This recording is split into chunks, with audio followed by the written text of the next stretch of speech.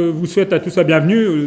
Pour la plupart d'entre vous, nous nous sommes vus toute la journée puisque ce cycle de conférences que nous commençons aujourd'hui fait partie d'un projet plus large, un projet qui est consacré à Montaigne, projet que nous avons monté, Emiliano Ferrari et moi-même, à la fois dans le cadre de l'IRFIL, du Centre de recherche de philosophie de l'Université Lyon 3, et du LabEx Commode, ce projet constituant un des axes structurants du LabEx Commode. Nous sommes participants, Lyon 3 participe, ainsi que l'École normale supérieure de Lyon et l'Université Lyon 2. Donc nous sommes associés dans ce LabEx qui s'appelle Commode, Constitution de la modernité. Est associé aussi à ce cycle de conférences. Donc la première partie était un séminaire de lecture, ce que nous venons de faire, ligne à ligne. Je dis tout ça aussi parce que c'est la première fois que nous sommes filmés, et donc c'est pour que les auditeurs puissent comprendre un petit peu. Je sais que ce sont des choses que la plupart d'entre vous savent. Donc nous avons un premier atelier, qui est un atelier de lecture où nous lisons l'essai, le chapitre 2.12, Apologie de Raymond Sebon. Nous avons fait les 2 premières pages et demie ce matin. Il nous en reste encore quelques centaines à faire. Donc c'est un travail de longue haleine. Mais je pense que aussi ça donne lieu, ce travail un peu microscopique, à donner des résultats tout à fait passionnants aujourd'hui. Alors, pour le cycle de conférences, qui est un peu le second atelier de ce séminaire, ou disons, ce projet Montaigne, nous associons aussi l'école doctorale qui est présidée, enfin qui est dirigée par Bruno Pinchard. Donc Bruno Pinchard, normalement, aurait dû présider cette séance, mais il est retenu par une conférence à Toulon et il m'a prié donc de l'excuser. Donc le cycle de conférences est filmé et il pourra apparaître sur le site du LabEx, je l'espère, dans un avenir très proche. Il faut sans doute un peu de temps pour gérer les problèmes techniques, mais en tout cas ça sera diffusé ainsi, de la même façon que les résultats du séminaire sont diffusés, eux, par écrit, dans une synthèse qui sera faite et qui permettra à chacun de pouvoir suivre les travaux. Alors, je suis vraiment particulièrement heureux que dans cette première séance, nous voulions aussi avoir un invité vraiment symbolique pour les études montaigniste, qui, je crois, vraiment nous a tous marqués, qui est André Tournon. Grand spécialiste évidemment de Montaigne, pour nous surtout grand spécialiste de Montaigne parce que vous avez écrit sur bien d'autres auteurs que Montaigne, mais c'est à travers Montaigne que la plupart d'entre nous vous connaissent, pour cet ouvrage de 1983, Montaigne, la glose et l'essai, qui est un des ouvrages, je pense, on peut dire, les plus marquants pour notre génération. C'est un des ouvrages qui a vraiment marqué nos lectures de Montaigne. Et plus récemment, l'autre grand travail vraiment extraordinaire, qui est l'édition des essais à l'Imprimerie nationale 1998, où André Tournon a restitué, entre autres, a restitué la ponctuation des essais, qui nous permet d'entendre un grand nombre de phrases différemment de la façon dont nous pouvions les entendre avant. Alors, André Tournon va nous parler aujourd'hui de Montaigne. La conférence a pour titre « Un nouveau langage en attente de lecteurs, les essais méconnus, audace et méprise ». Et nous avons décidé de faire un petit peu comme on fait à l'américaine, c'est-à-dire de mettre 2 répondants après, qui ont bien voulu accepter donc de prendre connaissance de ce que vous alliez dire. Pour les vieux évêques, on préfère le terme de coadjuteur. Coadjuteur. Alors, Bérengère Basset, de l'Université de Toulouse 2, et François Roussel, qui est professeur en classe préparatoire à Paris, et qui est associé au laboratoire de philosophie de Paris-Ouest Nanterre. Je vous laisse la parole, André Tournon. Je vous en remercie et je dis à mon tour mon plaisir de me retrouver ici dans des parages que je n'ai pas fréquentés, mais où j'ai rencontré beaucoup de collègues fort accueillants, fort compréhensifs et fort humoristes. J'espère que ça va continuer sous des auspices plus officiels encore. Et je m'en réjouis pour Lyon et pour la région lyonnaise, y compris Marseille, bien entendu. Alors, je dois dire que quand j'ai appris la première la première formulation assez brève du titre, Montaigne et la modernité, je me suis vu naturellement dépassé par un titre pareil qui peut conjoindre absolument tout. Et du coup, après le instant frayeur, au lieu de chercher à m'enfuir, j'ai fini par trouver un moyen de ramener cette immense Montaigne et la modernité à un tout petit carré d'irréductible, c'est-à-dire mes propres travaux sur des bouts de Montaigne et des embryons de modernité. C'est pourquoi j'ai proposé une étude sur ce qui, dans l'œuvre de Montaigne, déconcerte et explique les méprises ou parfois les silences gênés. Et il s'agit presque toujours de petits détails, mais ce sont des petits détails qui peuvent porter assez loin, je crois, et surtout qui sont très difficiles à déraciner. Alors je dis tout de suite, pour aller vite, que la base de travail, pour moi, ce sera l'exemplaire de Bordeaux, ou les photocopies de l'exemplaire de Bordeaux, document authentique d'élaboration des essais entre 1588 et septembre 1592. Ce sera la période que je choisirai. Ceci pour une raison bien précise. De ces pages de Montaigne, tout a été lu, scruté et commenté depuis longtemps. Exception faite, cependant, des traces de la réfection manuscrite de milliers d'initiales de syntagme, je dis bien de milliers, qui n'ont jamais été retenues, encore moins étudiées, depuis que les essais existent et depuis que n'importe qui a pu voir ces traces de syntagme sous forme de traits de crayon, ou d'encre bien sûr, sur l'exemplaire de Bordeaux lui-même, en attendant de pouvoir les voir sur des photocopies de l'exemplaire de Bordeaux ou sur les reproductions bien plus précises et belles qu'en a donné, si je ne me trompe, notre collègue. Alors bon. Oui. Oui. Je voudrais donc m'interroger sur une absence qui me paraît l'absence d'une racine de réflexion. Il s'agit presque toujours, enfin dans l'immense majorité des cas, de transformation à la main de lettres initiales de syntagme qui étaient rédigées en minuscules dans l'exemplaire imprimé, de la transformation de ces minuscules en majuscules.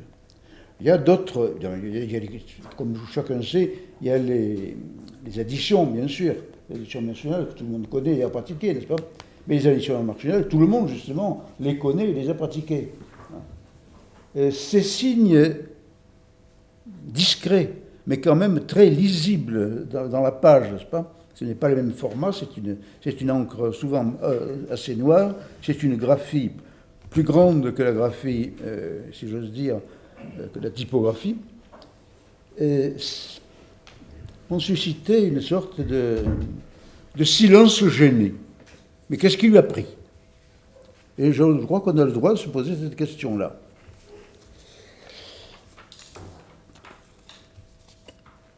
Bien sûr, on peut toujours se dire, je me le suis dit longtemps, parce qu'il y a des formules toutes faites derrière lesquelles on peut se retrancher de façon très commode, et il a voulu insister sur les passages qu'il a soulignés. Je ne dirais pas le contraire. Mais insister sur quoi exactement dans ces passages? Parce qu'il ne s'agit pas de n'importe quel début de phrase, il s'agit toujours de débuts dénués de sens en eux-mêmes, des « et », des « si », des « mais », des « car », voyez-vous, des joncteurs, quoi, et rien d'autre. Alors pourquoi cette insistance? C'est un problème assez difficile et qui tient, je crois, à l'allure anodine de ce que ce procédé détache pour la scansion des textes. Alors, je vais tout de suite, en sautant pas mal d'étapes, à l'essentiel. Les syntagmes ainsi mis en relief sont toujours des syntagmes. Pardon. Il s'agit toujours de débuts de syntagmes qui donnent pour le début de syntagme le mot qu'ils affectent, ou le palier d'élan qui va avec. En elles-mêmes, ces traces de marque ne signifient rien, mais elles indiquent quelque chose sur le texte qu'elles inaugurent. Ce qu'elles indiquent, c'est toujours ici commence une idée, ici commence une expression.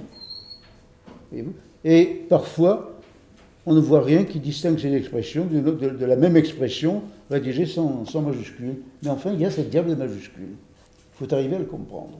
Alors longtemps, j'ai fait comme tout le monde, c'est-à-dire je me suis efforcé de saisir dans ces majuscules des différences à peu près imperceptibles qui me permettaient de dire oui, il a eu raison de modifier ainsi. Bon, c'est assez évident quand il y a un effet d'opposition, par exemple.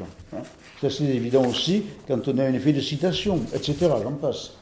Mais ce qui fait problème, c'est le cas où l'addition, où la majuscule de scansion, je vais l'appeler de ce terme, la majuscule de scansion ne relève rien qui me paraisse intéressant. Et ces cas sont très nombreux, plus nombreux que les cas où on peut extirper une idée. Il fallait donc arriver à interroger le silence, interroger le mutisme. Et pour cela, il ne suffisait pas de regarder les essais, il fallait aller voir aussi des textes contemporains des essais et qui pouvaient affecter quelque peu Montaigne, même s'il ne les avait pas utilisés et traités de cette manière. Or, il se trouve que cet effet singulier du syntagme détaché pour rien, en somme, cet effet singulier se remarque en même temps que tout autre type de segmentation, en même temps que l'exclusion de tout autre type de segmentation, dans au moins deux catégories de textes autographes de Montaigne, sans rapport avec les essais, mais fortement caractérisés. Là, je vous demanderai un peu d'attention parce que je vais parler un langage inhabituel. Il s'agit des dictats pluriel neutre de dictum, c'est ce que l'on dit. Des dictats de la Chambre des enquêtes et des lettres missives entre Montaigne et le maréchal de Matignon. Ces textes-là, quelle que soit leur dimension, écrits sous la plume de Montaigne, ne comportent aucune espèce de trace de ponctuation. Ils sont articulés uniquement par ces majuscules de scansion que je retrouve dans les essais, mais dans les essais accompagnés d'une ponctuation normale. Je crois que là était l'explication générale que j'ai envie de vous proposer. Ensuite, je n'aurai plus rien pour vous faire attendre la solution, mais tant pis. Heureusement, mes coadjuteurs s'y emploieront.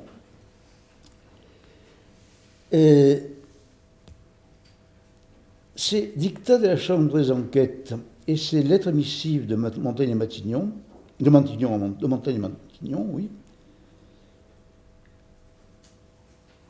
ont une fonction très importante dans la politique et l'administration de Bordeaux au XVIe siècle. Les dictats, ce sont, pas exactement, mais enfin, ce sont en gros des prononcés de sentences. Autrement dit, la conclusion d'une action judiciaire. Les lettres missives, du moins ce qui était connu sous ce nom au XVIe siècle, c'était des lettres rapports. et on le voit très bien en prenant les lettres de Montaigne à Matignon. Montaigne, maire de Bordeaux à cette époque-là, devait rendre compte à Matignon de ce qui se passait d'un peu remarquable dans la ville, et Dieu sait s'il se passait des choses remarquables dans la ville, puisque nous étions en une période de troubles intenses consécutifs aux guerres de religion, n'est-ce pas ?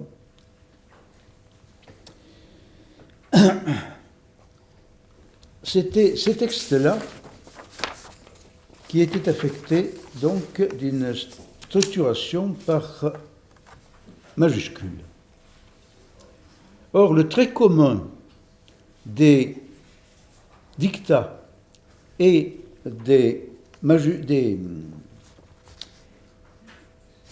lettres missives, c'était de pouvoir faire foi. Attention à cette expression qui est courante dans le vocabulaire juridique de l'époque.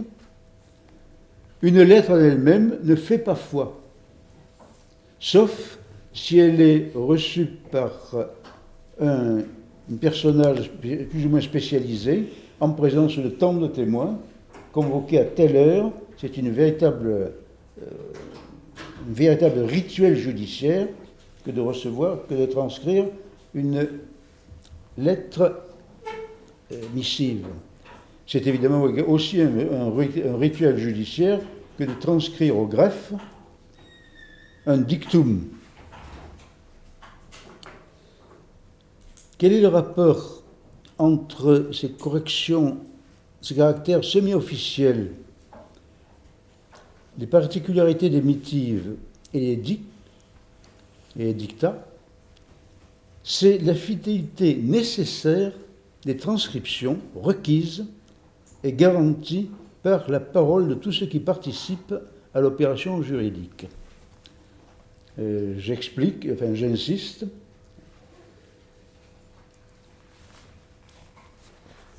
Il faut que le message entendu par les témoins et par les magistrats ou les commissaires qui doivent entendre le témoignage soit complètement entendu et que rien d'autre ne soit entendu dans la salle du prétoire.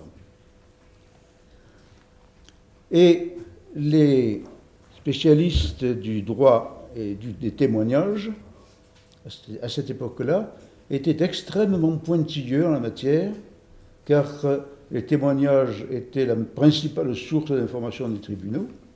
Tous les moyens d'investigation modernes étaient ignorés. Et d'autre part, il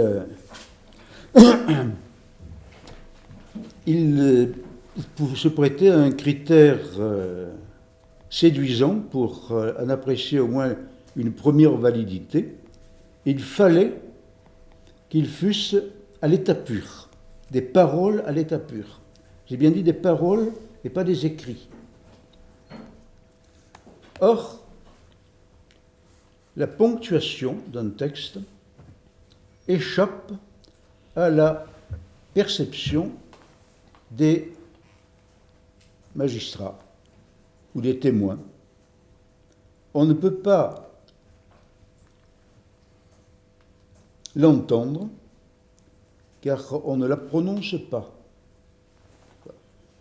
Le mot virgule, le point virgule, etc. n'entrait pas dans le vocabulaire courant. Et on ne pouvait pas en noter l'intonation qui pouvait à la rigueur servir. On pouvait retenir simplement de ces coupures, ces cassures, retenir le fait de la cassure, c'est-à-dire le silence qui a précédé, ou le changement de voix. Et ça, on l'enregistre, bien sûr. Mais le reste, on ne l'enregistre pas, y compris les outils syntaxiques, je veux dire les outils qui permettent de jeter un peu de clarté dans l'organisation de la phrase, sont interdits.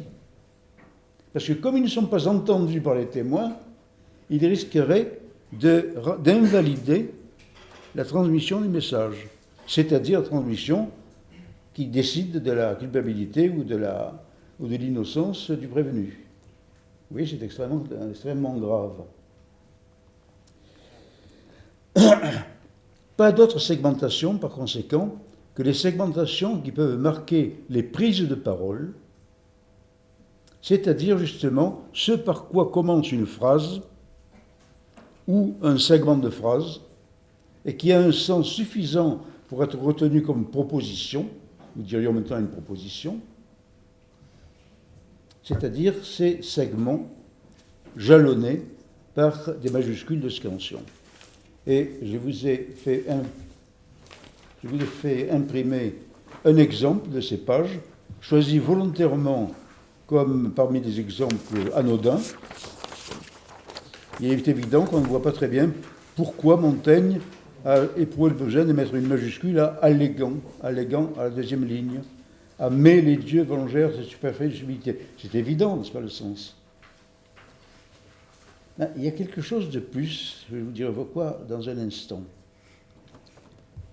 C'est que, enfin, je vous le dis tout de suite, c'est que du fait que le texte en question est prononcé dans le prétoire, il acquiert une valeur juridique qui peut être capitale. Et c'est l'une des dernières phases d'un jugement aux enquêtes. Il y a une autre phase qui vient après qui est plus mystérieuse.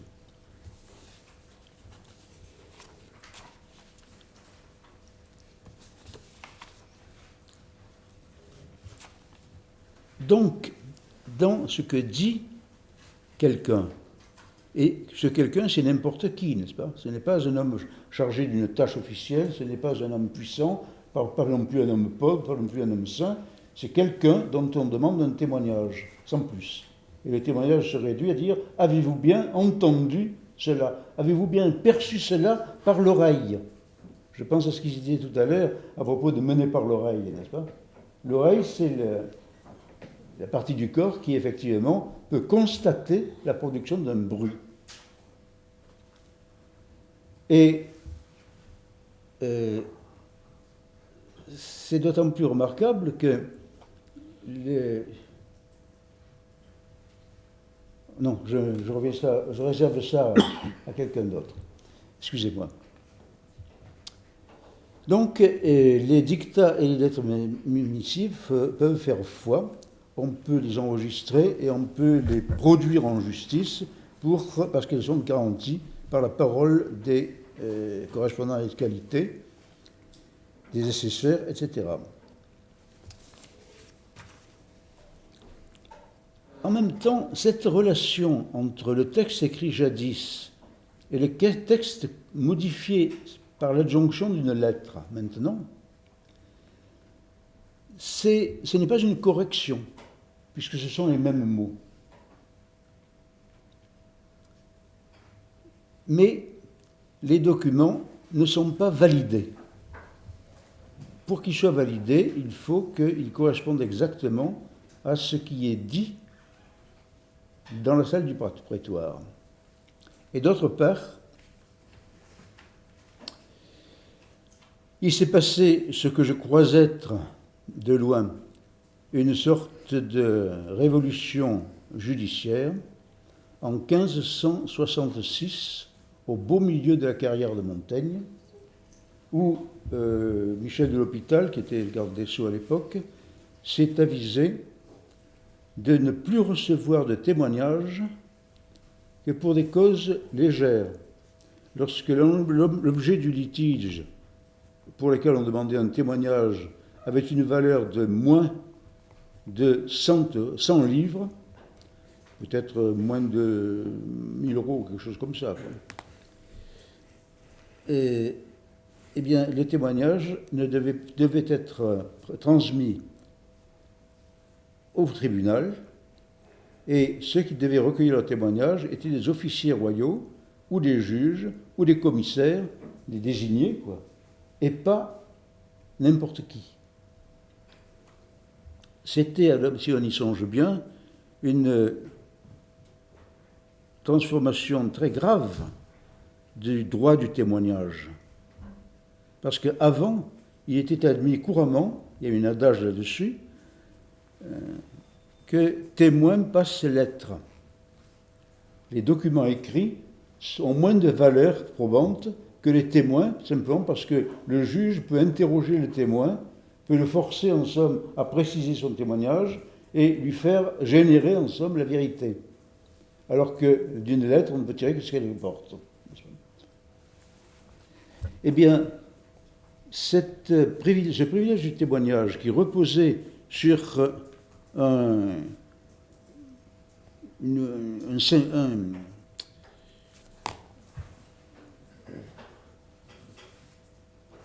une affirmation sous-jacente à tout ce qui se passe dans un prétoire,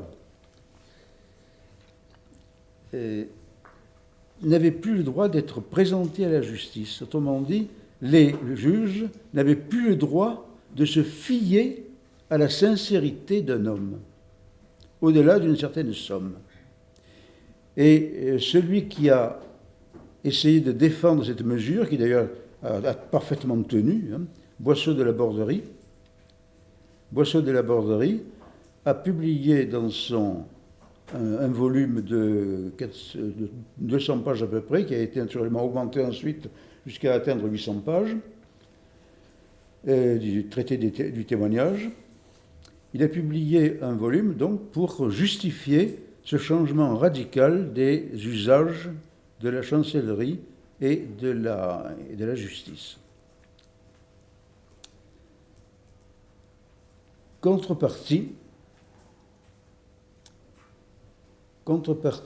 de ce tort fait à la justice, puisqu'on l'interdit de se servir de tous les indices qu'elle peut recueillir, contrepartie, les propos réinaugurés, passez-moi ce verbe bizarre, inaugurés de nouveau par le geste de transcription garanti par les autorités juridiques, ces documents sont là, à portée de vue, et en même temps couverts par une autorité supérieure à celle de celui qui les enregistre. En négligeant cette possibilité, on altérerait le message. Résultat, pour aller vite, la singularité du document de base, depuis la mort de l'auteur, il est fixé à jamais, et en même temps, il se présente, ou il peut se présenter, et c'est perpétuellement le cas chez Montaigne, comme contingent et modifiable. Je vous renvoie par exemple au début du chapitre 2 du livre 3. Tout est dit sur ce sujet. J'aurais pu vous renvoyer aussi au début du chapitre 1 du livre 2, du livre 2 ou du livre 3 aussi. Ça se trouve partout, n'est-ce pas ? Et tout cela par son premier aspect. Eh bien, c'est la majuscule de scansion à l'initiale d'un syntagme qui marque cette espèce de rupture entre les mots qui dotent ceux qui sont dits en présence du juge, qui les dotent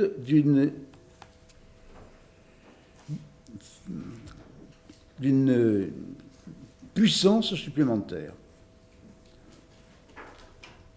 Mieux, sur le modèle du témoignage, le simple fait de répéter un texte que l'on a prononcé lui donne une puissance autre.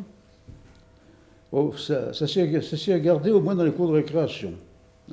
Quand deux gosses se chamaillent, s'il y en a un qui dit « répète-le », ça veut dire que la seconde formulation de l'outrage, par exemple, serait sérieuse, alors que la première reste en l'air. Et cet effet bizarre de la répétition se trouve dans le langage courant, dans le langage populaire, dans le langage des lois, quand il se trouve dans le langage de la diplomatie aussi. Et vous savez, on parle de la dépêche d'Ems qui aurait provoqué la guerre de 70. On pourrait parler de ce qui n'était pas une dépêche, mais qui a provoqué une guerre en Irak, n'est-ce pas ? Il y a quelque chose qui touche profond, quoi.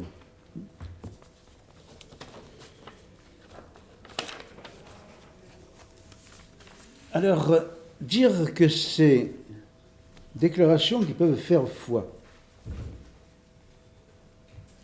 produisent des faits juridiques imprévus, qui peuvent être imprévus, mais qui sont définitifs, c'est modifier le langage dans ses rapports avec le droit.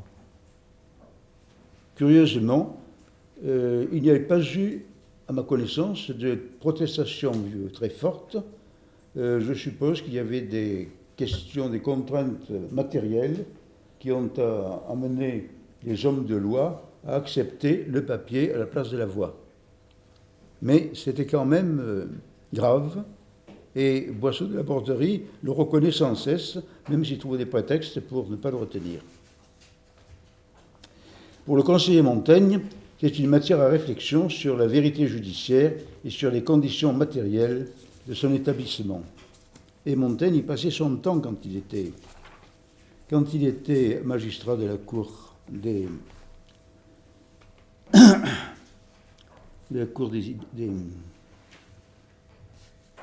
excusez-moi, mes paroles s'envolent. Les modèles empruntés par Montaigne aux graphies de son passé professionnel de conseiller portent l'empreinte de la contingence en même temps que de l'autorité. Et c'est particulièrement vrai pour les dictats. La sentence proposée est exprimée toujours au futur. Il sera dit. Pourquoi ce futur? Il est obligatoire. C'est parce que la Chambre des enquêtes, dont je vous ferai plus le nom tout à l'heure, parce que la Chambre des enquêtes ne peut pas prononcer le jugement. Le jugement est prononcé non pas aux enquêtes, mais dans la grande chambre. Et il est prononcé par le président du tribunal, ou plus exactement ici le président du Parlement, de la grande chambre du Parlement, et à ce moment-là, il devient normalement irrétractable. Jusque-là, il peut être retouché, peut être rétracté, peut être remplacé par un autre jugement. Lorsqu'il est prononcé, c'est fini. Il y a des histoires sinistres sur ce point. D'autre part, l'opinion des conseillers, une fois qu'ils ont, non pas voté, mais exprimé leur opinion sous les formes compliquées ou parfois sous les formes très simples, Pierre a raison, Berthe a tort. L'opinion des magistrats est définitive. C'est-à-dire qu'ils n'ont pas le droit de se rétracter. Ils sont, comme dit Montaigne, privés de repentance. Alors, sur ce modèle-là, qui pourtant donne un poids et une autorité extrême aux décisions, vous voyez que la possibilité de rectification par le président de la Grande Chambre, incorporée aux formules légales, inscrit la contingence jusque dans la dernière formalité du jugement.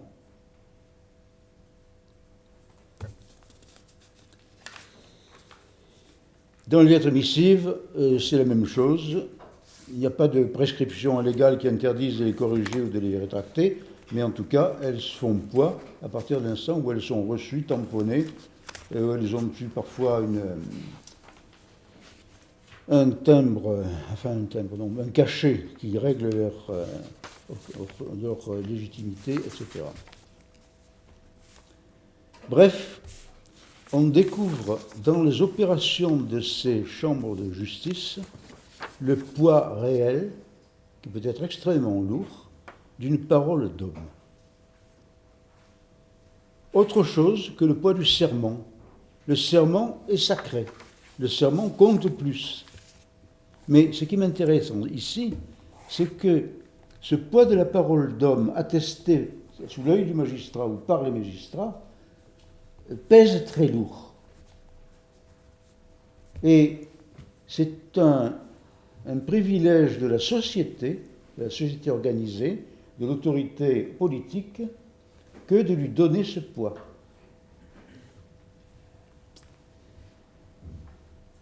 je vous renvoie aux essais, Apologie de Raymond Sebon. Les arrêts font le point extrême du parler dogmatiste et résolutif. Le point extrême, ce ne sont pas les philosophes qui le font, ce ne sont même pas les prédicateurs, même pas les prêtres dans l'exercice de leur fonction.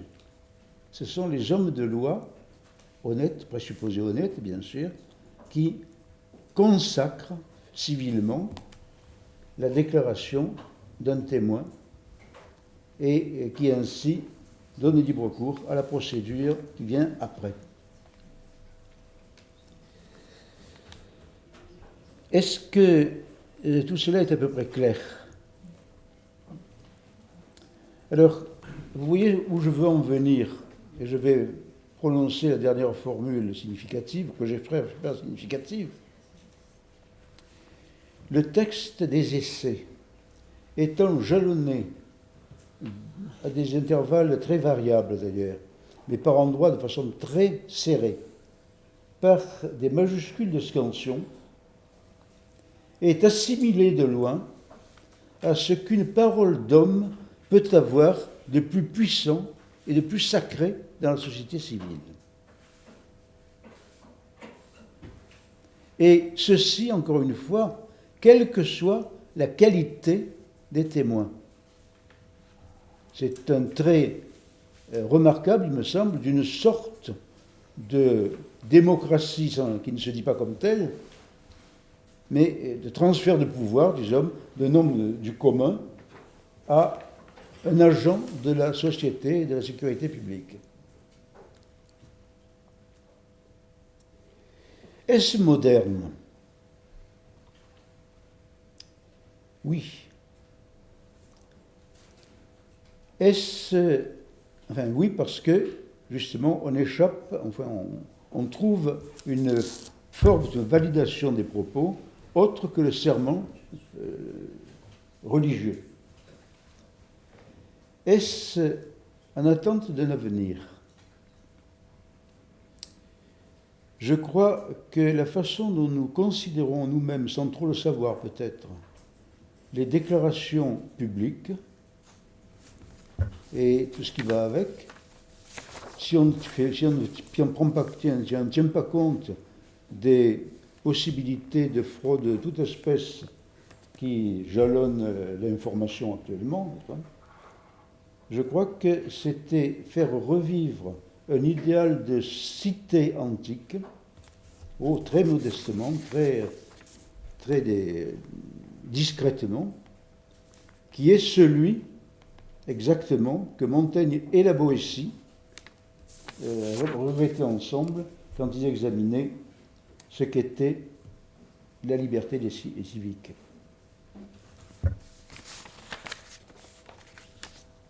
Voilà, je me suis laissé emporter à parler sans m'arrêter, excusez-moi. Mes coadjuteurs, je les prie de parler sans s'arrêter eux aussi et de renvoyer sur moi l'excès de débit si jamais on leur reproche. Mais je ne pouvais pas m'arrêter sans risquer de rester quoi. Et pas du tout, vous avez été concis. Pardon ? Vous avez été concis comme il le faut. Concis. Dans un arrêt de cours.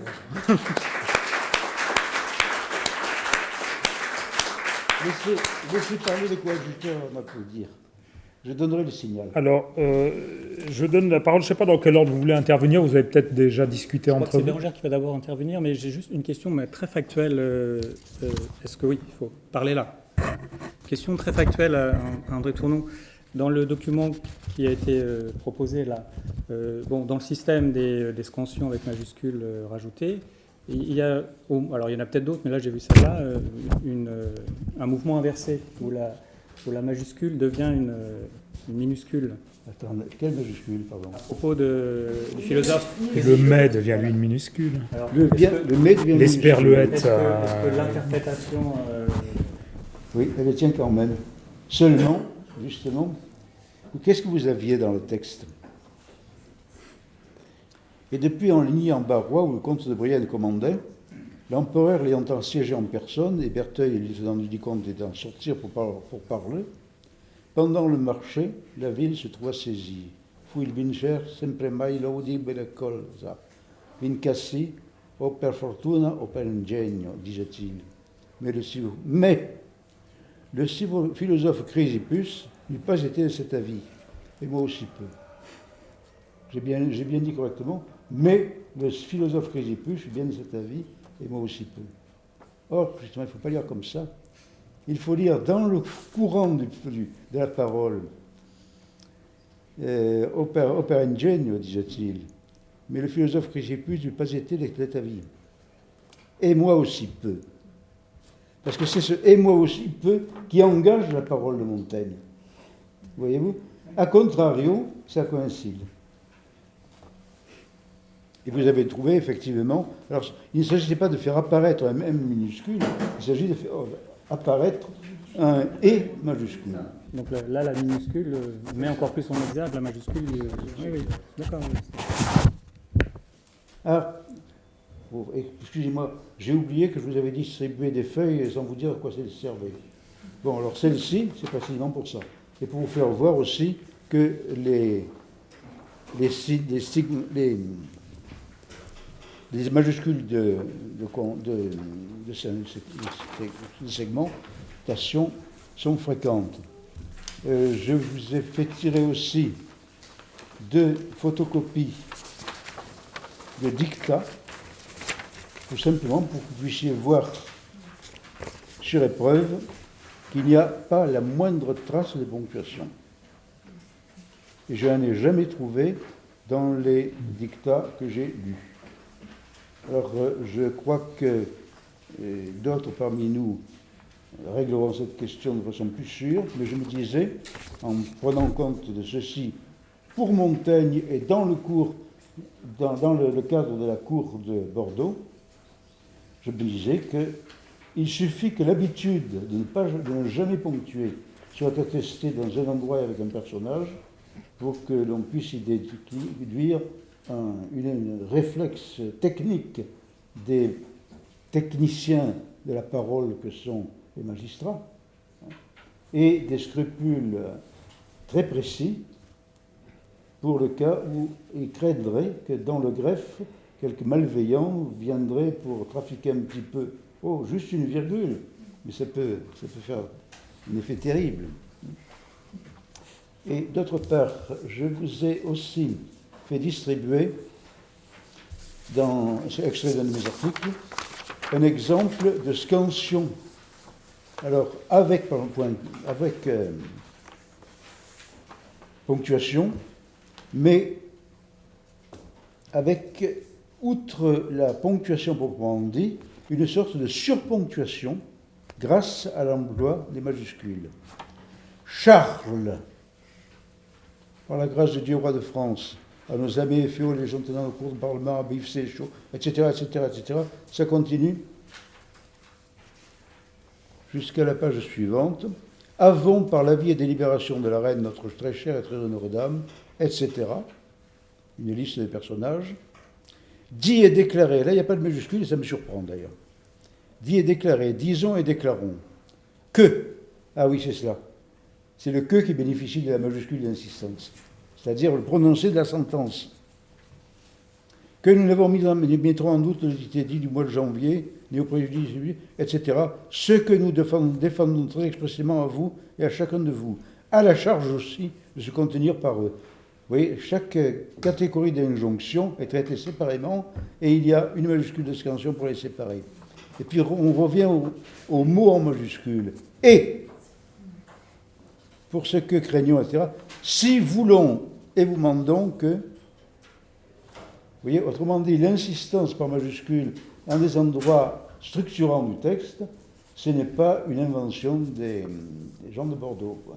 Ça apparaît dans le style officiel des déclarations royales. Et puis d'autre part, je vous ai donné les étapes du chapitre du parler prompt plus tardif. Vous l'avez à gauche, l'édition de Bordeaux.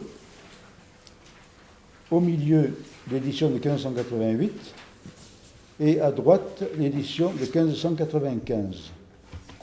Et ça vous donne une idée du nombre de différences que vous trouvez dans 2 pages de Montaigne. Voilà, excusez-moi de vous avoir coupé la parole pour dire ça, mais c'était, je crois, nécessaire. Je vous promets de vous plus vous couper la parole. Si, fais-nous la parole. Alors, Bérangère Basset. Je voudrais juste revenir sur un petit point, enfin ça peut sembler hors de propos, mais je crois que ça rejoint ce que vous disiez sur la contingence de la parole de Montaigne. Et c'est un petit peu là-dessus que je voudrais vous interroger en vous invitant à nous dire comment vous lisez l'une des formules inaugurales, puisqu'on a parlé tout à l'heure de l'exorde de l'apologie de Raymond Sebon, du chapitre de l'utile et de l'honnête. Donc vous parliez tout à l'heure dans ces chapitres qui fondent, je dirais, un certain régime de parole et une certaine véridiction. Oui. Alors moi, la formule qui m'intéresse beaucoup, c'est « je parle au papier comme je parle au premier que je rencontre ». Ce que Montaigne énonce, tout en disant que ces paroles, ce sont des fadaises. Alors on a souvent relevé le propos, me semble-t-il, pour noter la spontanéité, le naturel de la parole de Montaigne. Il me semble, et vous me direz si vous me suivez, qu'il y a aussi quelque chose de très audacieux dans une espèce de confiance envers l'imprévu et l'inconnu. Il me semble que moi, je ne parle pas n'importe comment au premier que je rencontre, et même, il y a une certaine défiance que n'a pas Montaigne, et il me semble qu'il est assez singulier dans cette confiance qu'il a envers l'imprévu, le premier que l'on rencontre étant quand même l'imprévu, le hasard. Et j'en donnerai pour preuve l'adage d'Erasme, l'adage 472, quidquid in buccam venerit, tout ce qui vient à la bouche.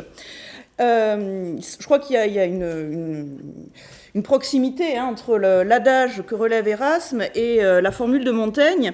Et Erasme, lorsqu'il commente cet adage, alors je le lis en français, dit chaque fois, donc il dit que cette formule, on l'emploie chaque fois que nous signifions à des locuteurs de parler librement et en confiance, donc c'est libere ac tuto, sans retenue, et de dire ce qui d'aventure, forte fortuna, se présente à leur esprit. Comme nous avons coutume de le faire, auprès d'amis sûrs, et alors en latin c'est fidos amiculos, avec qui nous plaisantons et bavardons sans risque de tout sujet. Il me semble que chez Montaigne, dire tout ce qui lui passe par l'esprit, puisqu'il dit, que ses paroles, c'est tout ce qui lui échappe dans cet incipit du chapitre 3 du chapitre 1 du livre 3, précisément, il y a une prise de risque. Parce que c'est pas avec des amis sûrs qu'il le fait, c'est au premier qu'il rencontre. Et il me semble que ça, c'est assez étonnant, cet abandon au hasard dans l'exercice de la parole. Oui. Votre intervention me paraît extrêmement pertinente et juste, à ceci près que je crois que dans le contexte, Montaigne prêche un abandon au hasard de la loi, à ceux qui recueilleront ces paroles et qui leur donneront leur plein sens, ceux qui lui diront de répéter ce qu'il a dit, par confiance envers la parole d'homme quand elle est sérieuse, tout simplement. Ça nous paraît bizarre, mais vous avez raison de dire que vous ne vous fiez pas au premier venu.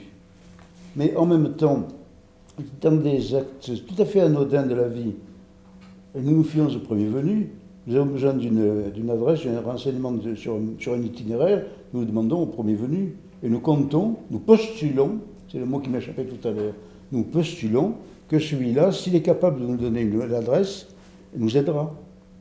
Il ne cherchera pas à nous envoyer ailleurs. Voyez-vous ? Disons que Montaigne fait un effort énorme pour réintroduire dans une éthique personnelle de la conscience et de la loyauté ce qui est officiellement déclaré étranger au droit. Et ce faisant, il se range tout à fait du côté de la Boétie, qui, dans le discours de la servitude volontaire, fait la part, donc, de ces confidences entre amis qui peuvent tous se dire, pour regretter qu'on ne puisse trouver plus d'amis et qu'on ne puisse plus se dire. Et je crois que c'est quelque chose d'extrêmement important. Je ne saurais pas vous dire quelle a été l'incidence réelle sur les pratiques, notamment commerciales, mais je crois qu'elle a été profonde et qu'elle s'est prolongée plus longtemps que prévu. Après tout, on prononce encore des serments. Et alors, je vous remercie beaucoup, mais il y a une autre question qui me taraude à propos de ce que vous disiez. Toujours en rapport avec ce hasard, cette parole contingente, c'est finalement qui parle dans les essais. Est-ce que cette parole contingente, elle est mienne ? Je pense notamment à ce que dit Montaigne lorsqu'il parle du démon de Socrate. C'est au chapitre, juste après le chapitre, au chapitre 11 du livre 1. Où il parle d'une parole démonique avec des agitations fortuites que nous connaissons tous. Alors le hasard, cette fois, n'est plus dans le récepteur, le premier que l'on rencontre, mais finalement se déplace sur le locuteur. Voilà, c'est à la page 44, je crois. Le démon de Socrate était à l'aventure certaines impulsions de volonté qui se présentaient à lui sans attendre le conseil de son discours. En une âme bien épurée comme la sienne et préparée par continuel exercice de sagesse et de vertu, il est vraisemblable que ses inclinations, quoique téméraires et indigestes, étaient toujours importantes et dignes d'être suivies. Chacun sent en soi quelque image de telles agitations d'une opinion prompte, véhémente et fortuite. C'est à moi de leur donner quelque autorité qui en donne si peu à notre prudence, et en ait eu de pareillement faibles en raison et violentes en persuasion ou en dissuasion qui étaient plus ordinaires en Socrate, auxquels je me laissais emporter. Là, il y a vraiment une espèce d'abandon de Montaigne et de non-maîtrise de son discours, si utilement et heureusement qu'elle pourrait être jugée tenir quelque chose d'inspiration divine. On est là dans une espèce de parole à la fois suprahumaine, d'inspiration divine, et, me semble-t-il, aussi infrahumaine, sans contrôle de la raison. Et finalement, en quoi cette parole, elle est plus mienne que celle des pédants qui parlent avec une suffisance étrangère ? Parce que cette parole qui est impréméditée, qui est fortuite, Montaigne, il la découvre aussi comme une espèce d'étrangeté à lui-même. Et il le dit dans le chapitre précédent du parler prompt ou tardif auquel vous vous référiez tout à l'heure par rapport à votre document, où il dit tout à la fin « Ceci m'advient aussi », donc il parle du hasard justement dans ce parler prompt, cette improvisation, « Ceci m'advient aussi que je ne me trouve pas où je me cherche et me trouve plus par rencontre, donc par hasard, que par l'inquisition de mon jugement. J'aurais élancé quelques subtilités en écrivant, j'entends bien morner pour un autre, affiler pour moi, laissant toutes ces honnêtetés, cela se dit par chacun selon sa force. Je l'ai si bien perdu que je ne sais ce que j'ai voulu dire. Là, l'étranger découverte parfois avant moi. » C'est finalement l'étranger qui va découvrir le sens de ma parole, comme si elle n'était plus mienne, précisément parce qu'elle est née du hasard. Oui. Voilà, eh bien, vous avez rempli une lacune importante de mes propos, parce que vous montrez admirablement comment Montaigne est arrivé à faire entrer la contingence dans les propos les plus sérieux, les plus graves, les plus solides qu'on puisse imaginer. Vous rappelez plus exactement la part de contingence que recèlent ces propos. Je crois effectivement que dans la description que donne Montaigne des inspirations du démon de Socrate, la parole, elle est partout, elle est nulle part. La parole, c'est la parole du dialogue. Et quand vous disiez un dialogue de Platon, est-ce que vous vous demandez qui parle au juste ? Moi, non.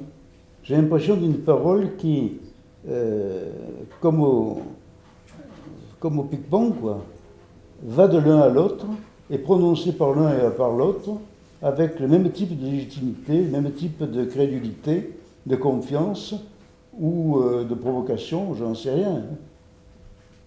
Alors le paradoxe, c'est que ce que vous avez montré avec ces majuscules de Scansion, c'est qu'il y a un engagement de Montaigne en tant que tel. Alors c'est le paradoxe de Montaigne, ça. Voyez-vous. Il parle pour être compris et pour être cru. Et en même temps, il serait déshonnête, il serait malhonnête envers ses partenaires s'il prétendait avoir et détenir la vérité, sa vérité et leur vérité. Donc, il tient toujours sous des formes différentes le même discours que j'abrégerai ainsi. Je ne sais pas si ce que je vais vous dire est vrai, simplement, moi je le crois, et peut-être que je me trompe. Voyez-vous ? Et ça vous délivre des souricières que sont les notions de scepticisme chez Montaigne. Le scepticisme et le dogmatisme. Le dogmatisme, on croit savoir à peu près ce que c'est. Mais le scepticisme de Montaigne, on pourrait dire que c'est une parole dogmatique, puisque c'est une parole d'une école. En réalité, pour Montaigne, il n'est pas du tout contradictoire de professer le scepticisme et d'affirmer ce dont on est convaincu, non pas ce que l'on sait, mais ce dont on est convaincu. Ce que l'on peut soutenir, éventuellement à la pointe de l'épée, ou en tout cas avec beaucoup de risques. C'est une conception de la vérité qui n'est pas du tout la conception notre conception de la vérité. Parce que pour nous, la vérité, c'est essentiellement la vérité scientifique, ou la vérité historique, mais surtout la vérité scientifique. Alors, il le fait, et ces choses dont il est convaincu, c'est aussi des choses qui lui viennent par une espèce d'agitation, donc téméraire, fortuite, impréméditée, qu'il ne reconnaît plus parfois quand il se relit. Et ça, c'est audacieux. Ça, c'est audacieux. Mais peut-être pas si audacieux que ça, parce que je crois que ça matérialise publiquement la force de la parole répétée. Pas la parole que l'on laisse s'échapper, mais la parole sur laquelle on revient et que l'on dit « oui, c'est cela que j'ai voulu dire ». Vrai ou faux,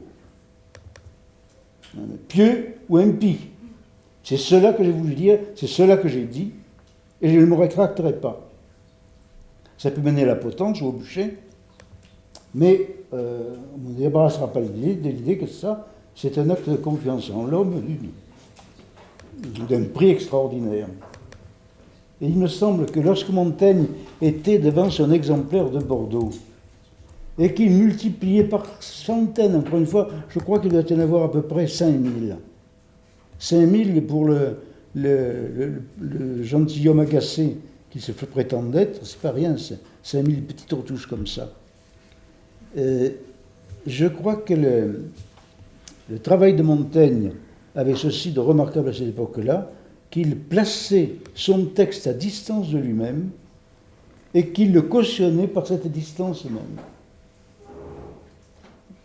Et ça, c'est quelque chose qui n'apparaît pas facilement avant quelque chose comme le milieu du XIXe siècle. Merci beaucoup. Je fais une dernière remarque avant de laisser la parole à François Roussel. Puisque j'ai parlé un peu de cette témérité, de cet abandon de Montaigne qui se laisse aller à la parole qu'il déverse, enfin, à ce qui est même imprémédité, je voudrais juste faire remarquer un passage qui m'avait totalement échappé et qui pourtant me semble mériter toute notre attention. C'est Merleau-Ponty qui a attiré mon attention dessus. S'il y a cet abandon de Montaigne, cette espèce de confiance avec le hasard et ce flux de caquet, hein, comme il le dit lui-même, il a aussi une espèce de retenue dans la parole, de retenue par crainte. C'est ce qu'il dit dans un passage de Sur des vers de Virgile où il parle de son commerce avec les femmes et puis il l'étend un peu plus loin. Je voudrais vous le lire, c'est à la page 866. Oh, le furieux avantage que l'opportunité, dit-il, qui me demanderait la première partie en l'amour, je répondrai que c'est savoir prendre le temps, la seconde de même et encore la tierce. C'est un point qui peut tout.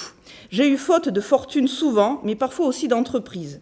Dieu garde mal qui peut encore s'en moquer. Il faut en ce siècle plus de témérité, laquelle nos jeunes gens excusent sous prétexte de chaleur. Mais si elles y regardaient de près, elles trouveraient qu'elle vient plutôt de mépris. Je craignais superstitieusement d'offenser et respecte volontiers ce que j'aime. Outre ceux qu'en cette marchandise qui en ôte la révérence, en efface le lustre.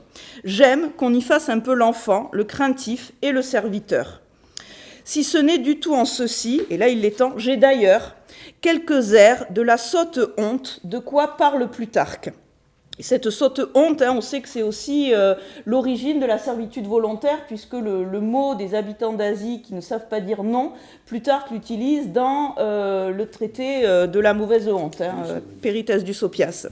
Et Montaigne poursuit, et en a été le cours de ma vie blessé et taché diversement, qualité bien malavenante à ma forme universelle. Et je sens on voit qu'il sent l'espèce de paradoxe entre sa volonté d'un engagement, d'une témérité dans la parole et cette sotte honte, ainsi qu'il l'appelle, qu'il ressent en lui.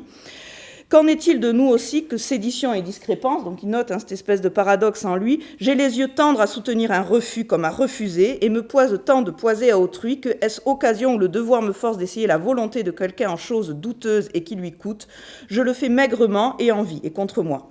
Mais c'est pour mon particulier, quoique dit véritablement Homère qu'à un indigent c'est une sotte vertu que la honte, j'y commets ordinairement un tiers qui rougisse en ma place, et éconduit ce qui m'emploie de pareilles difficultés, si qu'il m'est advenu parfois d'avoir la volonté de nier que je n'en avais pas la force. Une espèce de discordance entre sa volonté et sa force. Ah oui, à chaque instant, il a le courage de reconnaître ses défauts par rapport au plan qu'il se fixe et de le justifier. De justifier son défaut, c'est-à-dire de le prendre en charge.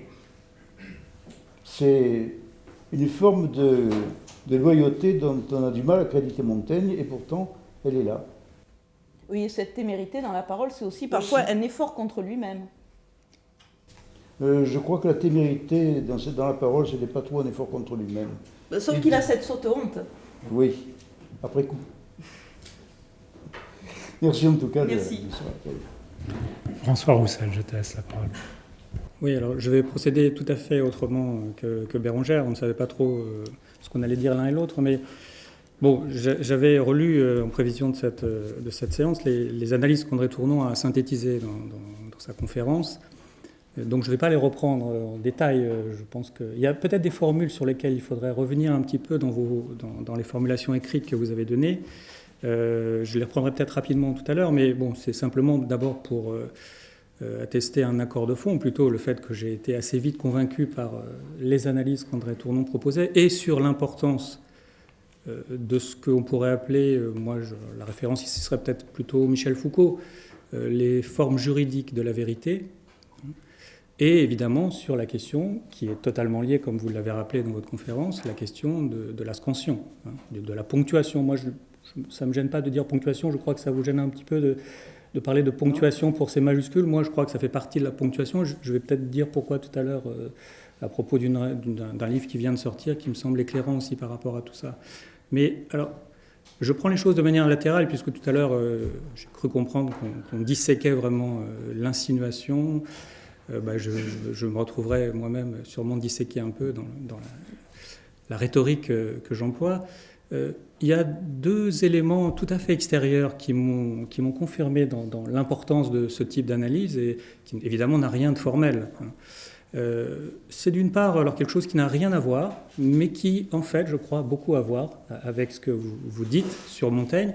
Là, il faut aimer un peu le cinéma et il faut être attentif à ce qui a souvent été présenté comme des documents d'archives quand les armées américaines ont libéré progressivement l'Europe. Et vous savez peut-être qu'il y a un certain nombre de films qui ont été tournés, qui sont des films documentaires, mais précisément, l'un des intérêts qu'un certain nombre d'historiens aujourd'hui ont analysé vraiment de près, c'est la question, Bérengère a repris le terme à mon avis à très juste titre, de la véracité ou véridiction, enfin bon, là c'est pas véridiction au sens d'un discours, quoi qu'il y ait aussi du discours. Enfin, il y a des les cinéastes américains, Stevens, et puis en fait le coordinateur en chef était John Ford de ces documentaires. Hein. Donc c'était quelque chose qui était très très étudié, qui était très anticipé par le commandement américain. Ils ne sont pas du tout allés comme ça, si j'ose dire, la caméra, en regardant. Il y avait la volonté de construire ce qui sera ensuite le procès de Nuremberg, et de construire un dispositif qui est toujours aléatoire, enfin, qui d'ailleurs a été sujet à contestation, même à négation, hein, mais qui était celui de qu'est-ce qui va rendre crédibles des images ? Qu'est-ce qui va pouvoir leur donner une puissance de crédibilité qu'elles ne contiennent pas forcément en elles-mêmes, et dont on peut même dire qu'elles sont complètement trafiquées. Bon, après, on peut partir dans tous les délires possibles, et les délires, jusqu'à un certain point, peuvent aussi ne pas être totalement délirants. Hein. Donc il y a cet aspect-là qu'on peut trouver, et qui a été étudié d'assez près. Je trouve ça croise très, très directement cette question que vous avez étudiée sur la ponctuation de Montaigne, enfin sur évidemment l'importance de la pratique juridique. Bon. Et le deuxième élément qui est un peu latéral, mais là quand même plus directement, je crois, en rapport avec l'écriture de Montaigne, en tout cas ce que vous avez pu dire, c'est, j'y ai fait référence tout à l'heure, ce sont les analyses développées par Foucault. Alors, ce n'est pas forcément les analyses les plus connues de Foucault, mais qu'il a développées assez longuement dans plusieurs textes qui s'appellent « La vérité et les formes juridiques ». Et a priori, bon, on est quand même assez loin, ce n'est pas une analyse sur la scansion, c'est pas l'analyse... Mais on retrouve exactement les préoccupations que vous avez développées de longue date. Je ne sais pas si vous aviez en tête, vous, ces analyses-là, parce que ce n'est pas forcément ce qu'on a le plus facilement à l'esprit quand on évoque Foucault, mais à mon sens, elles sont très éclairantes, et je m'en suis servi pour faire des croisements avec vos propres analyses quand j'ai dû regarder d'un peu plus près les choses. Et en particulier, alors là, c'est peut-être sur un plan d'analyse des ponctuations et des scansions qui revient un peu en arrière par rapport à ce que vous disiez. Il y a les scansions, les ponctuations qui viennent vraiment reformuler les phrases. Celles-là, vous les avez laissées de côté parce que ce n'était pas votre objectif aujourd'hui, ce n'était pas l'objet de votre analyse. Et il y en a qui sont passionnantes, par exemple dans l'essai de la conscience, où on voit bien qu'il y a un retravail de Montaigne qui démembre des phrases et qui leur fait dire non pas du tout le contraire de ce qu'elle disait originairement, mais qui leur fait dire tout à fait autre chose à propos en particulier de la torture. Et bon, moi il se trouve que j'ai été amené, ayant un peu travaillé dans votre sillage sur ces questions-là, à intervenir dans un travail collectif aussi, qui n'était pas un travail sur Montaigne, mais qui était un travail de juriste, d'anthropologue, à partir de, vous avez peut-être ça en tête encore, l'affaire d'Outreau, enfin ce qu'on a appelé l'affaire d'Outreau. Et je l'ai fait à partir de l'œil de Montaigne, enfin de ce que j'ai appelé l'œil de Montaigne, et en montrant qu'à partir des remarques de Montaigne, vous avez fait allusion à l'une de ces remarques qui est dans le chapitre de l'expérience, je crois, où ils sont privés de repentance, les juges privés de repentance. Effectivement, toute une partie des analyses de Montaigne, alors plus là sur la substance peut-être que sur la scansion, la ponctuation, vient effectivement nourrir cette réflexion extrêmement critique que tout le monde connaît bien sur les formes instituées de la justice. Mais c'est tout à fait intéressant, à l'inverse, comme vous l'avez rappelé, de montrer que finalement l'institution de la justice ne se résume pas à ces formes qui empêchent la repentance. Il y a d'autres choses, et bon, les enjeux dans l'écriture de Montaigne, voilà, apparaissent là. Alors, ce que je voulais simplement relire, bon, moi je suis fondamentalement d'accord, donc je n'avais pas grand-chose à vous objecter sur le fond. C'est quand même une formulation que vous avez proposée dans l'un des textes auxquels on peut se référer, qui est le texte qu'on trouve, je crois, si je ne me suis pas trompé, dans...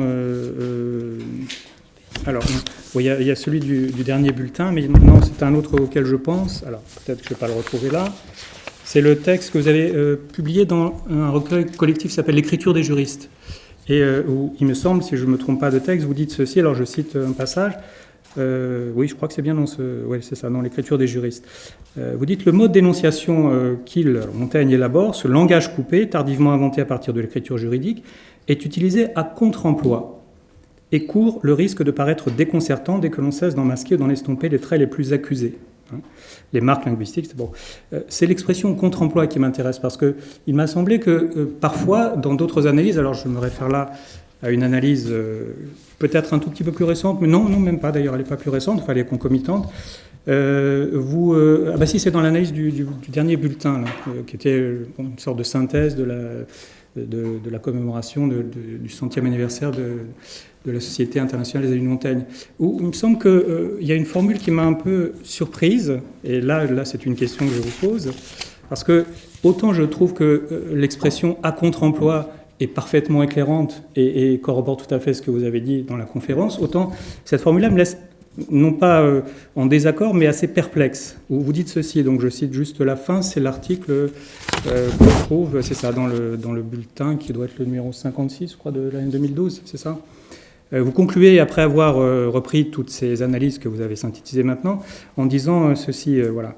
Tout au long du processus judiciaire, pouvait ainsi être apprécié à la fois la fragilité et le poids d'une parole d'homme. Vous avez beaucoup insisté, à juste titre, à mon sens, sur cette question du poids.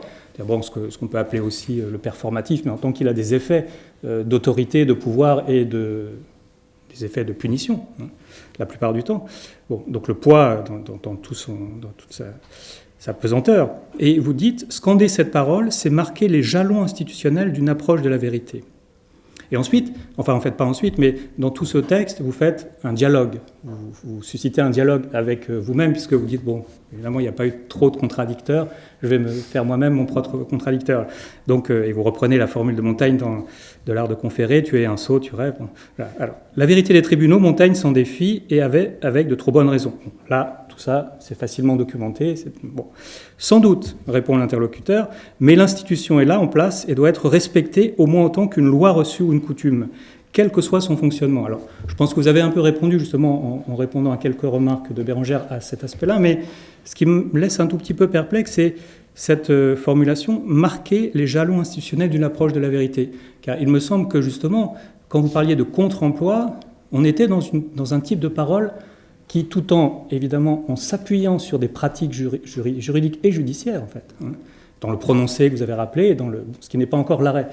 Le contre-emploi, ça veut dire qu'on cherche autre chose, et que, non pas on renverse complètement, mais on cherche vraiment une autre modalité, y compris dans la scansion. Et là, j'étais un petit peu étonné de voir, non pas que ce soit une sorte de retraite, je ne crois pas, mais bon, cette idée d'un jalon institutionnel, parce que chez Foucault, c'est très évident, quand il étudie les formes juridiques de la vérité, ce qui l'intéresse, c'est justement de montrer que la notion même de vérité est impossible à défaire de sa dimension juridique, et peut-être judiciaire, mais ça, il en parle moins. Enfin, il en parle un petit peu, mais bon. Et là, je me dis, mais finalement, dire ça de Montaigne, c'est le faire revenir un peu trop violemment du côté de la justice, dans ses formes instituées, là où lui-même essaye quand même de s'en défaire autant que c'est possible, sans avoir la moindre illusion qu'évidemment on s'en défasse à jamais, qu'on puisse se défaire et trouver une parole qui serait totalement en apesanteur. Ça n'a pas le moindre sens. Mais malgré tout, quand même, l'effort de l'essai dans cette ponctuation, c'est pas pour reprendre les formes et les formules de la justice instituée, comme il le dit dans l'essai de l'expérience. Donc voilà, j'étais un petit peu perplexe sur le sens que vous pouvez donner à marquer les jalons institutionnels d'une approche de la vérité. Je vous réponds en priorité. D'abord, je vous remercie infiniment parce que vous avez raison. C'est vrai que je me suis laissé entraîner par la métaphore traditionnelle de l'approche de la vérité. Et qu'en réalité, ce qui se révèle dans les quelques exemples que nous avons vus, et notamment dans ceux où la syntaxe est violentée presque parfois par les majuscules de scansion de Montaigne, c'est le langage brusque, dont il dit d'ailleurs plusieurs reprises dans le chapitre de l'institution des enfants, dans le chapitre, je ne sais plus, bon, dont il dit à plusieurs reprises que c'est le langage qui lui plaît. C'est un langage militaire, sec, signifiant et brusque. Pas du tout le langage qu'on lui attribue. Mais c'est ainsi qu'il présente les choses. Et je crois qu'il ne se leurrait pas. Alors, je reviens quand même aussi sur la notion de scansion et de ponctuation. Alors, c'est un peu arbitraire ce que je dis là, mais pour moi, j'appelle ponctuation ce qui relève de la syntaxe. Moi, dit-elle, bon, je dois mettre une virgule après moi, etc. La scansion, justement, ce sont des signes de segmentation qui sont indépendants de la ponctuation. Je choisis moi-même de marquer une ponctuation, enfin une séparation déjà existante, qui a été faite par la ponctuation, entre deux mots, entre deux syntagmes. Je pourrais m'en passer, je pourrais ne pas le faire. Très souvent, vous faites l'expérience sur l'exemplaire de Bordeaux à son état originel, et vous voyez que ça ne change pas grand-chose pour le sens. Et en même temps, si vous faites l'expérience en tête-à-tête entre l'exemplaire de Bordeaux avant les ratures, avant les interventions manuscrites et après, vous voyez Montaigne qui reconnaît sa pensée et la prouve même si elle ne correspond plus exactement à ce qu'il voulait dire. Et c'est frappant. Ça. Donc il n'y a plus d'autorité personnelle dans la majuscule de scansion, dans ce que j'appelle la scansion, que dans la ponctuation qui, elle, est contrainte. Et c'est pour ça que Montaigne dit très clairement qu'il ne s'intéressait pas à la ponctuation. J'avais cru que c'était pour le plaisir de se prendre en flagrant délit, puisque juste après, je ne connais rien à la ponctuation, ni à... non, pardon, je ne connais rien à l'orthographe, ni à la ponctuation. Et il y met un N majuscule sur ni. Comme s'il avait, autrement dit, il s'affranchit dans l'instant même de la règle qui vient de se poser. Mais c'est parce que, peut-être, la formule initiale, je ne connais rien à la ponctuation ni à la scansion, pouvait se passer de l'instant des débauches réflexives, je ne connais rien à la ponctuation ni à la scansion. Parce que c'est ça qui doit paraître curieux, qui ne connaissent rien à la scansion. Bon, je ne sais pas comment un comédien pourrait dire ça, mais il y a certainement des questions à se poser et donc des interprétations à trouver. En tout cas, ce que vous avez dit sur l'exemple que vous avez cité me paraît parfaitement juste. Et encore une fois, je me suis laissé entraîner il y a maintenant quelques mois à une formule que je regrette parce qu'elle est masquée le vrai problème que vous avez très bien montré. À vous encore, si vous voulez. Encore le temps d'une... Je voudrais que la salle puisse aussi réagir. Donc, rapidement, il a été question de l'oreille. Alors, tout à l'heure, tout le monde n'était pas dans le séminaire, mais il a été question de l'oreille. Et je crois que notre oreille, Bérangère et moi, était un petit peu agitée. Pas forcément en accord avec ce qu'on a entendu sur l'oreille. Mais c'est normal, d'ailleurs. Alors, par rapport à, juste sur ce point, bon, je comprends très bien la distinction que vous faites, et elle est parfaitement claire et légitime.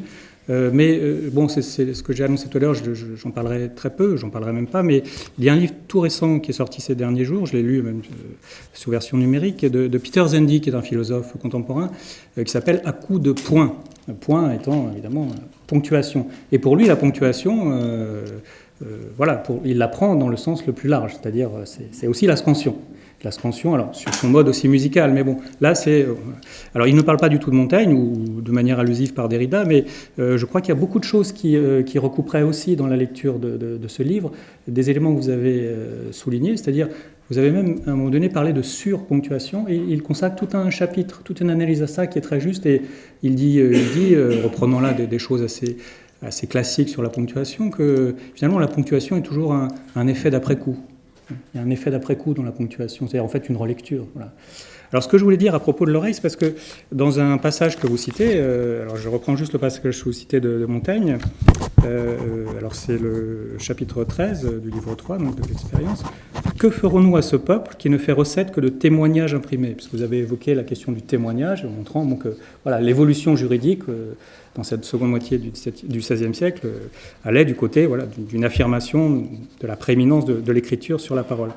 Donc Montaigne dit ceci: que ferons-nous à ce peuple qui ne fait recette que de témoignages imprimés?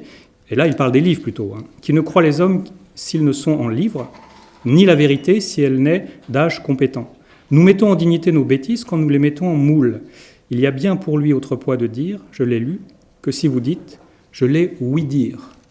Alors c'est le oui-dire qui m'a intéressé, et il se trouve que Peter Zendy, dans ce livre aussi, fait beaucoup d'analyses sur la question de l'ouïe, évidemment. Bon, il a fait pas mal d'analyses musicales, et il fait même une analyse sur le fait que l'audition doit être découplée. Il y a 2 oreilles pour entendre, et qu'il n'y a pas une seule. Voilà. Donc par rapport à ce qu'on disait tout à l'heure sur l'oreille, bien sûr, évidemment, l'oreille, dans l'expression qui était évoquée dans la discussion tout à l'heure, c'est l'auditoire. Ça, c'est sûr. Il y a pas de... Mais c'est aussi ce sens plus immédiatement. Et alors, il y a plusieurs autres formules de Montaigne que je lis rapidement, très rapidement, si je le retrouve, que j'avais noté. Alors, il y a celle sur laquelle s'est arrêtée Bérengère. Voilà, je parle au papier comme je parle au premier que je rencontre. Et puis, il y en a d'autres. Le parler que j'aime, c'est un parler simple et naïf, tel sur le papier qu'en la bouche. Bon, formule assez connue. Ensuite, il y a « Il nous faut fortifier l'ouïe ». Alors là, ça me semble déjà plus directement en résonance avec ce qu'on évoquait tout à l'heure. Il nous faut fortifier l'ouïe et la durcir contre cette tendreur du son cérémonieux et des paroles. D'ailleurs là, il y a une ponctuation qui est un peu étrange dans l'exemplaire de Bordeaux, mais bon, peu importe. Durcir, voilà, c'est-à-dire il y a l'idée que quand même l'ouïe, ce n'est pas seulement ce qu'on entend et qu'on ne comprend pas. Il faut exercer l'ouïe. Il faut exercer l'ouïe. Et là, c'est dans l'essai de l'art de conférer, il y a vraiment une insistance sur cette dimension de l'ouïe qu'il faut exercer. On voit très bien les rapports que je crois que vous avez faits par ailleurs avec Nietzsche, qu'on trouve aussi dans le livre de Peter Zendy, c'est-à-dire vraiment Nietzsche s'intéressant peut-être de manière un peu plus critique à la ponctuation, mais s'intéressant évidemment à l'auscultation, faire résonner ce qui est un peu creux dans les idoles. Et il y a un troisième passage que je cite, « Je hasarde souvent des boutades de mon esprit, desquelles je me défie », là ça fait un peu référence à ce que Bérengère disait aussi, et certaines finesses verbales, de quoi je secoue les oreilles, mais je les laisse courir à l'aventure. Alors l'expression si secouer les oreilles est très intéressante, parce qu'elle veut dire d'abord, voilà, je secoue les oreilles, bon, je laisse passer les choses. Mais en fait, il me semble que dans la thématique de l'oreille de l'ouïe, cette question de l'exercice de l'ouïe, justement, on n'est pas seulement dans ce qu'on évoquait tout à l'heure, c'est-à-dire le fait que, bon, finalement, l'oreille, c'est quelque chose par quoi ça rentre et puis ça passe. Mais il y a vraiment, chez Montaigne, au contraire, un registre très positif, très important de qu'est-ce que ça veut dire entendre. Il y a un traité de Plutarque, comment il faut ouïr. Oui, bien sûr, voilà. Donc je pense que c'est directement en rapport avec Plutarque. Mais, donc la question, alors tout à fait incidente, c'était, peut-être vous n'y répondrez pas là parce qu'il faut ouvrir la discussion, mais vous m'avez fait part d'analyses que vous avez faites des rapports entre de la ponctuation, alors, ou de la scansion, je ne sais pas, mais plutôt de la ponctuation chez Nietzsche et chez Montaigne. Ce serait intéressant aussi d'avoir quelques échos, mais peut-être pas forcément aujourd'hui, mais il y a des rapprochements aussi à partir de cette thématique. Je n'ai rien à ajouter. Merci encore. Si peut-être, je secoue les oreilles, je me demande si ce n'est pas un mot du vocabulaire de l'équitation. Il me semble qu'il n'y a pas de cavalier ou de cavalière parmi vous. Là, ce n'est pas mon cas, donc je n'ai pas entendu la... Non, je crois qu'il y a des animaux, les chiens, les chevaux, les chats, qui expriment beaucoup de choses avec leurs oreilles. Quand ils les secouent, ce n'est pas de très bon augure. Merci.